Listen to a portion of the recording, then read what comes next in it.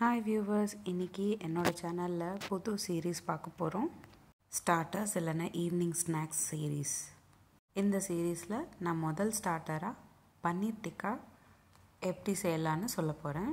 ரெஸ்டாரண்ட்டில் 300 ரூபாயிலேருந்து சார்ஜ் பண்ணுற ஒரு ரெசிபி வீட்லேயே 100 ரூபாய்க்குள்ளே எப்படி செய்யலான்னு பார்க்கலாம் வாங்க. முதல்ல ஒரு பாத்திரத்தில் கெட்டியான தயிர் சேர்த்துக்கோங்க. அப்படி உங்கள்கிட்ட கெட்டியான தயிர் இல்லைன்னா ஒரு துணியில் உங்களோட தயிர் சேர்த்துக்கிட்டு தண்ணியெல்லாம் பிழிஞ்சிட்டிங்கன்னா கெட்டியான தயிர் ரெடி ஆகிடும்.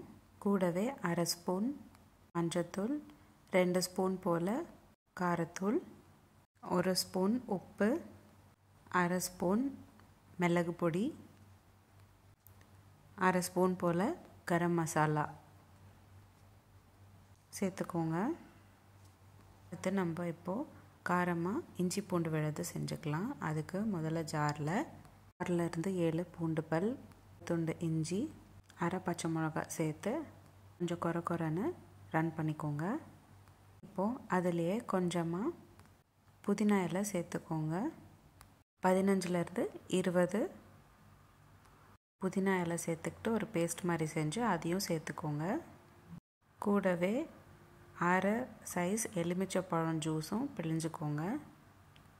எல்லாமே நல்லா மிக்ஸ் பண்ணிவிட்டு 2ஆக கட் பண்ணிக்கிட்ட செர்ரி தக்காளி, கூடவே கலர்ட் குடை மிளகா, சதுரமாக கட் பண்ணிக்கிட்ட வெங்காயமும் சேர்த்துக்கோங்க. முடிஞ்ச அளவுக்கு காய் எல்லாமே பன்னீர் சைஸ்லேயே கட் பண்ணிக்கணும். பன்னீர் விட சின்னதாக இருந்தாலும் பரவாயில்ல, ஆனால் பன்னீர் விட பெருசாக இல்லாமல் பார்த்துக்கோங்க. இப்போது 100 கிராம் போல் பன்னீர் சேர்த்துக்கிறேன். எல்லாமே நல்லா கலந்து விட்டுட்டு ஒரு 1/2 மணி நேரம் போல் ஊற வைக்கணும். ஊற வச்ச காயும் பன்னீரும் இப்போ நம்ம குச்சியில் அரேஞ்ச் பண்ணிக்கோங்க. இப்போது ஒரு பேனில் 30 ml எண்ணெய் சேர்த்துக்கோங்க. நீங்கள் செஞ்சு வச்சுருக்கிற பன்னீர் ஸ்டிக்ஸ் இதில் ஆட் பண்ணிக்கோங்க. எல்லா பக்கமும் நல்லா வெந்ததுக்கப்புறம் பிளேட்டில் மாற்றிக்கோங்க. அவ்வளோதான், simple and easy paneer tikka ready ஆகிடுச்சு. உங்களுக்கு இந்த வீடியோ பிடிச்சிருந்தா லைக் பண்ணுங்கள், ஷேர் பண்ணுங்கள். இதே மாதிரி டெய்லி ஒரு ரெசிபி பார்க்குறதுக்கு என்னோடய சேனல் சப்ஸ்கிரைப் பண்ணிக்கோங்க. அடுத்த ஸ்டார்டர் சீரீஸ் காலிஃப்ளவரோட ஒரு ரெசிபி பண்ண போகிறேன்.